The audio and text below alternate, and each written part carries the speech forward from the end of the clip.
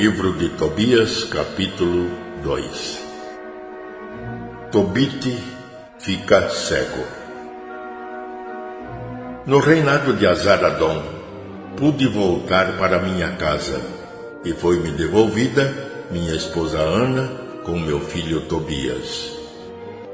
Em nossa festa de Pentecostes, a festa das semanas, foi-me preparado um excelente almoço e tomei meu lugar à mesa. Quando puseram a mesa com numerosos pratos, disse a meu filho Tobias: Filho, vai procurar entre nossos irmãos deportados em Nínive algum pobre de coração fiel e traze-o aqui para comer conosco. Vou esperar-te até que voltes, meu filho. Saiu, pois, Tobias à procura de algum pobre dentre nossos irmãos, e quando regressou, disse: Meu pai. Respondi: E então, meu filho? Continuou Tobias: Pai, há um homem de nosso povo que acaba de ser assassinado. Foi estrangulado e depois lançado na praça, onde ainda está. Levantei-me imediatamente, deixei meu prato intacto, fui tirar o homem da praça e o coloquei num quarto, esperando o pôr do sol para enterrá-lo. Tornei a entrar, lavei-me e tomei a refeição na tristeza, recordando as palavras que disse o profeta Amós contra Betel. Vossas festas se converterão em luto e todos os vossos cânticos em lamentações.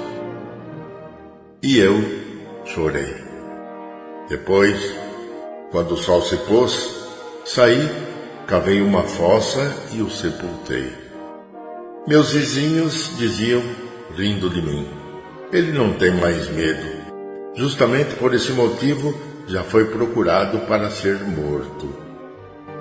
Teve de fugir e agora está de novo sepultando os mortos.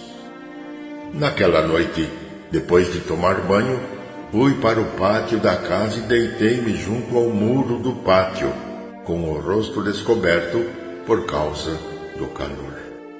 Não reparei que havia pardais acima de mim no muro. Caiu-me nos olhos excremento ainda quente, produzindo neles manchas brancas.